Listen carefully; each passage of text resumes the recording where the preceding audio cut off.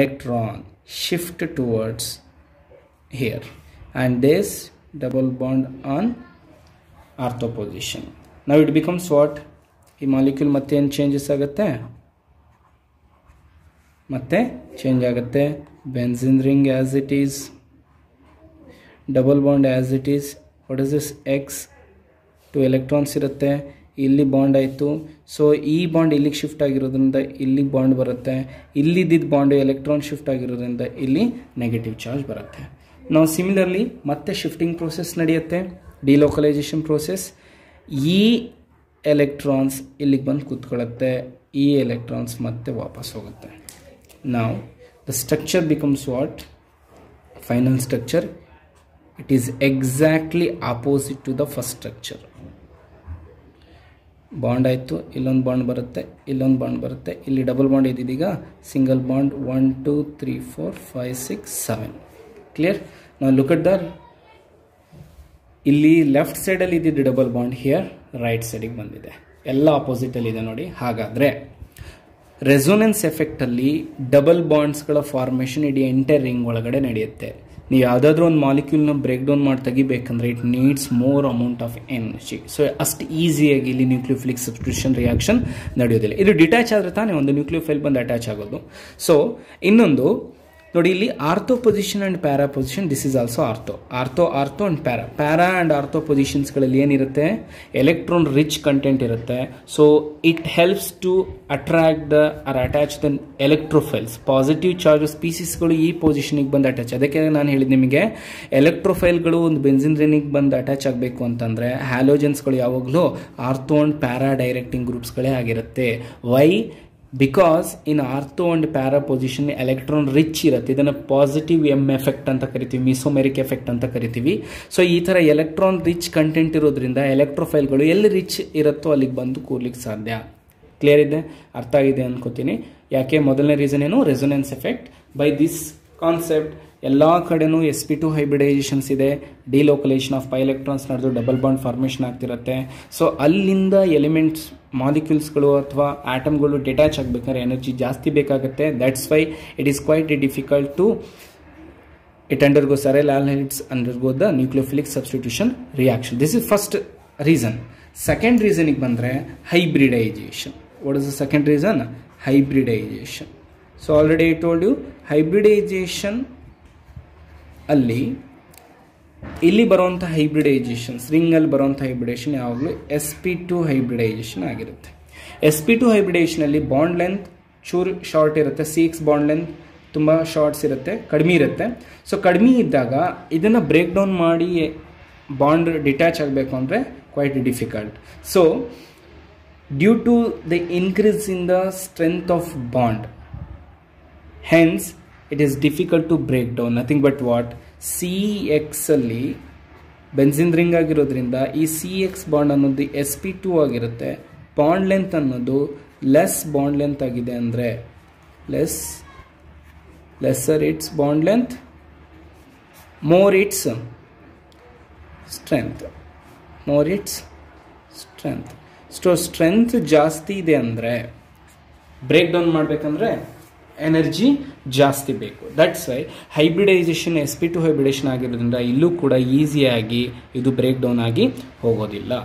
Next third point is what? High electron density on benzene ring. Third point is what? High electron density on benzene ring. Electron density on benzene ring. Benzene ring. High electron density on benzene ring. High electron density on benzene ring what? ನೋಡಿ, benzene ring is nucleophile. So it is already ಏನಾಗಿರುತ್ತೆ, ಇದ್ರ ಮೇಲೆ electrons rich content ಇರುತ್ತೆ. So electron rich ಇರೋದ್ರಿಂದ further nucleophile ಬಂದು attack ಆಗಬೇಕು ಅಂದರೆ ನ್ಯೂಕ್ಲಿಯೋಫೈಲು ಕೂಡ ಏನಾಗಿರುತ್ತೆ, ಎಲೆಕ್ಟ್ರಾನ್ ಕಂಟೆಂಟನ್ನೇ ಹೊಂದಿರುತ್ತೆ, ಮ್ಯಾಕ್ಸಿಮಮ್ ಎಲೆಕ್ಟ್ರಾನ್ ಇರುತ್ತೆ. ಸೊ ಎಲೆಕ್ಟ್ರಾನ್ ರಿಚ್ ಸ್ಪೀಸೀಸ್ ಎರಡೂ ಇರೋದ್ರಿಂದ ರಿಪಲ್ಷನ್ಸ್ ಪ್ರೋಸೆಸ್ಸು ತುಂಬ ಜಾಸ್ತಿ ಇರುತ್ತೆ. ಸೊ ಆ ಕಾರಣಕ್ಕೆ ಇಲ್ಲೂ ಕೂಡ ನ್ಯೂಕ್ಲಿಯೋಫಿಲಿಕ್ ಸಬ್ಸ್ಟಿಟ್ಯೂಷನ್ಸ್ ರಿಯಾಕ್ಷನ್ ಆಗೋದಿಲ್ಲ. So benzene is electron rich nothing but ಈಗಲೇ ನೋಡಿದ್ದೀರಾ ನೋಡಿ ಇಲ್ಲಿ double bond single bond rotate ಆಗ್ತಿರೋ ಎಲ್ಲ ಕಡೆನೂ ಎಲೆಕ್ಟ್ರಾನ್ ಡೆನ್ಸಿಟಿ ಜಾಸ್ತಿ ಆಗ್ತಿದೆ. ಫಾರ್ ಎಕ್ಸಾಂಪಲ್ ಈಗ ನಾನೊಂದು ಜನರಲ್ ಆಗಿ ಒಂದು ಎಕ್ಸಾಂಪಲ್ ತೊಗೊಂಡ್ರೆ, ಸೊ ಇಲ್ಲಿ ಹ್ಯಾಲೋಜನನ್ನು ಹಾಕಿದ್ದೀನಿ ಅಂದ್ಕೊಳ್ಳಿ, ಇನ್ಕಮಿಂಗ್ OH ಮೈನಸ್ ಗ್ರೂಪ್ ಏನಾದರೂ ಬಂದು ಅಟ್ಯಾಚ್ ಆಗ್ತಿದೆ ಅಂದಾಗ ಎಲ್ಲ ಕಡೆನೂ ಏನಿದೆ ಎಲೆಕ್ಟ್ರಾನ್ ಡೆನ್ಸಿಟಿ ಇದೆ. ಸೊ ಇಲ್ಲೂ ಕೂಡ ಎಲೆಕ್ಟ್ರಾನ್ ಇರುತ್ತೆ, ಎಲೆಕ್ಟ್ರಾನ್ ಇರುತ್ತೆ. ಸೊ ಈ ಎಲೆಕ್ಟ್ರಾನ್ ಬಂದಾಗ ರಿಪಲ್ಸಿವ್ ಫೋರ್ಸ್ ಜಾಸ್ತಿ ಆಗಿಬಿಡುತ್ತೆ. ರಿಪಲ್ಸಿವ್ ಫೋರ್ಸ್ ಜಾಸ್ತಿ ಆದಾಗ ಅಟ್ರಾಕ್ಷನ್ ಅನ್ನೋದು ಕಡಿಮೆ ಆಗುತ್ತೆ. ಯಾವಾಗ repulsive force is greater than attractive force ಇರುತ್ತೋ ಅಲ್ಲಿ ಯಾವುದೇ ಕಾರಣಕ್ಕೂ ಯಾವ ಮಾಲಿಕ್ಯೂಲ್ಗಳು ಅಟ್ಯಾಚಿಂಗ್ ಪ್ರೋಸೆಸ್ಸಲ್ಲಿ ನಡೆಯೋದಿಲ್ಲ. ಅರ್ಥ ಆಯಿತು ಅನ್ಕೋತೀನಿ. Repulsive force is greater than attractive force ಇತ್ತು ಅಂದರೆ ಅಲ್ಲಿ ನ್ಯೂಕ್ಲಿಯೋಫಿಲಿಕ್ ಸಬ್ಸ್ಟಿಟ್ಯೂಷನ್ ರಿಯಾಕ್ಷನ್ ನಡೆಯೋಕ್ಕೆ ಆಗೋದಿಲ್ಲ. So electron rich species repulsive process ನಡೆಯುತ್ತೆ, ಆ ಕಾರಣಕ್ಕೆ ಆಗೋದಿಲ್ಲ. ನೋಡಿ ಸ್ಟೂಡೆಂಟ್ಸ್, ಈ ಕ್ವಶನನ್ನು ನಿಮಗೆ ಆ್ಯನ್ಯುವಲ್ ಎಕ್ಸಾಮಿಗೆ 2 ಮಾರ್ಕ್ಸಿಗೆ ಕೇಳ್ತಾರೆ. ಆ್ಯಂಡ್ ಈ ಕಾನ್ಸೆಪ್ಟ್ ನಿಮಗೆ ಗೊತ್ತಿರಲಿ, ಯಾಕೆಂದರೆ ಫರ್ದರ್ ಕಾಂಪಿಟೇಟಿವ್ ಎಕ್ಸಾಮ್ಸ್ನಲ್ಲಿ ಇದೇ ಥರದ ಆರ್ಥೋ ಪ್ರಾಡಕ್ಟ್ ಕೊಡ್ತಾರೆ, ಪ್ಯಾರಾ ಪ್ರಾಡಕ್ಟ್ ಕೊಡ್ತಾರೆ, ಮೆಟಾ ಪ್ರಾಡಕ್ಟ್ ಕೊಡ್ತಾರೆ. ಬೆಸ್ಟ್ ಆನ್ಸರ್ನ ಚೂಸ್ ಮಾಡಬೇಕಾದ್ರೆ ತುಂಬ ಯೋಚನೆ ಮಾಡಬೇಕಾಗತ್ತೆ. So this is why arene halides do not undergo easily nucleophilic substitution reaction. Give reasons ಅಂತ ಕೇಳಿದ್ರೆ 3 ರೀಸನ್ಸ್ನ ಬರೆದ್ರೆ ಸಾಕು 2 ಮಾರ್ಕ್ಸ್ ಕೊಡ್ತಾರೆ. ಸೊ ಇಲ್ಲಿ ಇನ್ ಫೋಕಸ್ ಅಂತ ಕೆಲವೊಂದು ಕ್ವಶನ್ ಕೊಡ್ತೀನಿ. ಇದನ್ನು ಇನ್ನೊಂದು ಥರದಲ್ಲಿ ಹೇಳೋದಾದರೆ ಎಕ್ಸ್ಟ್ರಾ ಇನ್ಫಾರ್ಮೇಷನ್ ಅಂತಾರಲ್ಲ ಆ ಥರ ಇದು ಕಾಂಪಿಟೇಟಿವ್ ಎಕ್ಸಾಮ್ಸಿಗೆ ಫೋಕಸ್ ಮಾಡೋದು. ಬೋತ್ ಆಲ್ಕೈಲ್ ಹ್ಯಾಲೈಡ್ಸ್ ಮತ್ತು ಅರೈಲ್ ಹ್ಯಾಲೈಡ್ಸ್ ಕೆಮಿಕಲ್ ಪ್ರಾಪರ್ಟೀಸಲ್ಲಿ ಬರುವಂಥದ್ದು. ಕೋರಿ ಹೌಸ್ ರಿಯಾಕ್ಷನಲ್ಲಿ alkyl halides copper di alkyl lithium ಜೊತೆಗೆ ರಿಯಾಕ್ಟ್ ಆದರೆ ಹೈಯರ್ ಆಲ್ಕೆನ್ಸ್ ಕೊಡುತ್ತೆ. ಈಗ ವುಡ್ಸ್ ರಿಯಾಕ್ಷನಲ್ಲಿ ನಾವೇನಂದ್ವಿ, ಹೈಯರ್ ಆಲ್ಕೆನ್ಸ್ ಬರುತ್ತೆ ಅಂತ ಹೇಳಿದ್ವಿ. ಸಿಮಿಲರ್ ಇಲ್ಲೂ ಕೂಡ ಹೈಯರ್ ಆಲ್ಕೆನ್ಸ್ ಬರುತ್ತೆ ಬೈ ಕೋರೆ ಹೌಸ್ ರಿಯಾಕ್ಷನ್ ಅಂತ ಕರಿತೀವಿ ನಾವು. Alkyl halides that is what RX. When RX is treated with lithium ಜೊತೆಗೆ ರಿಯಾಕ್ಟ್ ಮಾಡಿದ್ರೆ, ಲಿಥಿಯಂ ಮೆಟಲ್ ಅಂತ ಏನು ಕರಿತೀವಿ, ಲಿಥಿಯಂ ಅಥವಾ ಕಾಪರ್. ಸೊ ಕಾಪರ್ ಜೊತೆನಾದರೂ ರಿಯಾಕ್ಟ್ ಆಗ್ಬೋದು, ಲಿಥಿಯಂ ಜೊತೆನಾದರೂ ರಿಯಾಕ್ಟ್ ಆಗ್ಬೋದು. ಲಿಥಿಯಂ ಇಟುವೋ ಅಂತ ಹೇಳ್ತೀವಿ. ಈಥೈಲ್ ಗ್ರೂಪ್ಗಳ ಜೊತೆಗೆ ಡೈ ಆಲ್ಕೈಲ್ ಅಂದರೆ ಡೈ ಈಥೈಲ್ ಗ್ರೂಪ್ಗಳ ಜೊತೆಗೆ ರಿಯಾಕ್ಟ್ ಮಾಡಿದ್ರೆ it gives what a product. That product name is what?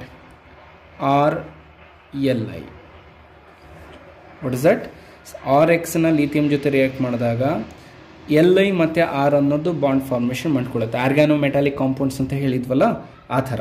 ಈ ಆರ್ಗ್ಯಾನೋಮೆಟಾಲಿಕ್ ಕಾಂಪೌಂಡ್ಸ್ ಫರ್ದರ್ ಕಾಪರ್ ಅಯೋಡೈಡ್ ಜೊತೆಗೆ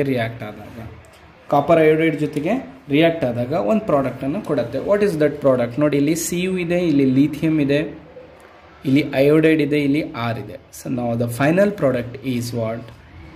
R2CuLi.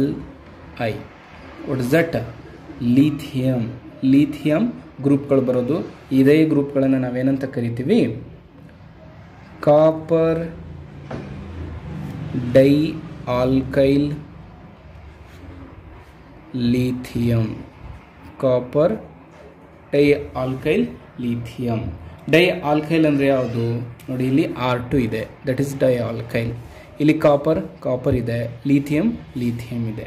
So this is the product. ನೋಡಿ, ಇಲ್ಲಿ ಕೆಲವರಿಗೆ ಕನ್ಫ್ಯೂಸ್ ಆಗುತ್ತೆ, ಸರ್ ಇಲ್ಲಿ RLI ಮಾತ್ರ ಇದೆ, ಇಲ್ಲಿ ಹೇಗೆ ಬರುತ್ತೆ ಅಂತ.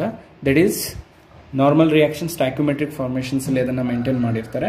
ಸೊ ಇದೇ ಥರ ನೀವು ಇನ್ನೊಂದು ಗ್ರೂಪ್ಗಳನ್ನು, ಹ್ಯಾಲೋಜನ್ ಗ್ರೂಪ್ಗಳನ್ನು, RX ಬೇರೆ ಗ್ರೂಪ್ಗಳನ್ನು ತಗೋತಿದ್ದೀನಿ ನಾನು, ಪ್ಲಸ್ ಅದ್ರ ಜೊತೆಗೆ ಈ ರಿಯೇಜೆಂಟ್ನ ಹಾಕಿದ್ರೆ ಅಲ್ಲಿ ನಾವೇನು ಮಾಡಿದ್ವಿ? ಗ್ರಿಗ್ನಾರ್ಡ್ ರಿಯೇಜೆಂಟ್ ಅಂತ RMGX ಅಂತ ಪ್ರಿಪೇರ್ ಮಾಡಿದ್ವಲ್ಲ, ಅದೇ ಥರ ಈಗ RX ಜೊತೆಗೆ R2 ಕಾಪರ್ ಲಿಥಿಯಮನ್ನು ನೀವು ಟ್ರೀಟ್ ಮಾಡಿದ್ರೆ ಇದು ಹೈಯರ್ ಆಲ್ಕೆನ್ಸನ್ನು ಕೊಡುತ್ತೆ. This higher alkanes is what? R∠R plus RCu plus lithium halide. Now look at here, lithium halide. LX ಆಯ್ತು, LIX ಆಯಿತು, R2CU ಇದೆ, ಇಲ್ಲಿ R' ಇದೆ, ಇಲ್ಲಿಂದ ಒಂದು R ಇದ್ರ ಜೊತೆ ಜಾಯ್ನ್ ಆಗಿ R' ಆಗುತ್ತೆ, ರಿಮೈನಿಂಗ್ ಒಂದು R ಉಳಿದಿರುತ್ತೆ, RCU ಕಾಪರ್ ಫಾರ್ಮೇಷನ್ಸ್ ಇರುತ್ತೆ. So this is what Kore house reaction. ಇದನ್ನು ಕಾಂಪಿಟೇಟಿವ್ ಎಕ್ಸಾಮಿಗೆ ಫೋಕಸ್ ಮಾಡ್ತಾರೆ. ಫಸ್ಟ್ ಸ್ಟೆಪ್ಪಲ್ಲಿ ನಾವೇನು ಮಾಡ್ಕೊಂಡ್ವಿ, ಕಾಪರ್ ಡೈಆಲ್ಕೈಲ್ ಲಿಥಿಯಮನ್ನು ರಿಯೇಜೆಂಟ್ ಅನ್ನೋದನ್ನು ಪ್ರಿಪೇರ್ ಮಾಡ್ಕೊಂಡ್ವಿ. ಅದನ್ನು ನಾವು RX ಜೊತೆಗೆ ಆಲ್ಕೈಲ್ ಹ್ಯಾಲೈಡ್ ಜೊತೆಗೆ ರಿಯಾಕ್ಟ್ ಮಾಡಿದಾಗ ನೋಡಿ, ಇದು alkyl halide, not aryl halides. This is what alkyl halides. This is alkyl halides. Alkyl ಹ್ಯಾಲೈಡ್ಸ್ಗಳ ಜೊತೆಗೆ ಈ ಗ್ರೂಪ್ಗಳು ರಿಯಾಕ್ಟ್ ಆದಾಗ ನಮಗೆ ಹೈಯರ್ ಆಲ್ಕೈಲ್ಸ್ ಬರುತ್ತೆ. Take an example, CH3 single bond Cl plus CH3 twice Cu lithium, that gives rise to. Now look at here, this is lithium and Cl combines together to form lithium chloride plus, so lithium chloride plus R nothing but CH3 single bond Cu plus CH3 single bond CH3, that is C2H6. What is the name of the molecule? Ethane. This is the what final product. So ಇದನ್ನ competitive ಎಕ್ಸಾಮಿಗೆ ಚೂರು ನಿಮಗೆ focus ಮಾಡ್ತಾ ಇದ್ರ ಬಗ್ಗೆ ಗಮನ ಇರಲಿ. Next, reaction with lithium. Reaction with lithium ಹೇಗಾಗುತ್ತೆ? So reaction with lithium, so alkyl halide ಜೊತೆ ಲಿಥಿಯಂ ರಿಯಾಕ್ಟ್ ಆದರೆ ಒಂದು ಪ್ರಾಡಕ್ಟ್ ಬರುತ್ತೆ. ನಾವು look at here, when alkyl halide generally will take bromopropane, okay, CH3 single bond CH single bond CH3 Br plus ಇವುಗಳ ಜೊತೆಗೆ lithium ಮೆಟಲ್ನ react ಮಾಡಿದ್ರೆ ಏನು product ಬರುತ್ತೆ? Very simple, one lithium combine with Br and it becomes lithium bromide. Clear? Next, remaining lithium is attached to the second position of the carbon. ಇಲ್ಲಿ lithium attach ಆಗುತ್ತೆ, CH3 product ಆಗುತ್ತೆ. Dear students, the name of this compound is lithium alkyls. Lithium alkyls. Lithium alkyls nothing but prop group ಇದೆ, propyls ಅಂತ ಕರೀತಾರೆ, lithium propyls. Remember one thing, this reagent is more, it is more reactive than Grignard reagent. More reactive than Grignard reagent.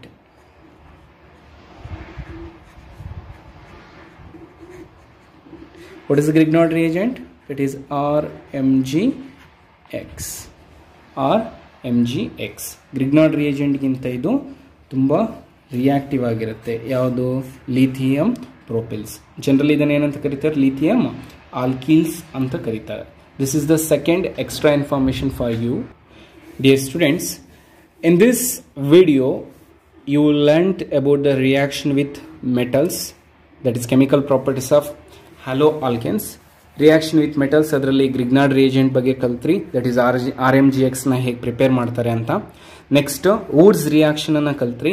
Woods reaction ಅಲ್ಲಿ higher alkynes ನ prepare ಮಾಡ್ತೀವಿ when haloalkanes is treated with sodium metal in the presence of dry ether, so alkanes ಬರುತ್ತೆ. Next Woods Fittig reaction, alkyl halides and aryl halides ಇವೆರಡನ್ನೂ ಕೂಡ ನಾವು mix ಮಾಡಿದಾಗ product ಬರುವಂಥದ್ದು ಅರಾಲ್ಕೈಲ್ product ಬರುತ್ತೆ. ಅದನ್ನು ನಾವು ಟಾಲಿನ್ ಅಂತ ಕರಿತೀವಿ, ಜನರಲಾಗಿ CH3 ಗ್ರೂಪನ್ನು ತೊಗೊಂಡ್ರೆ.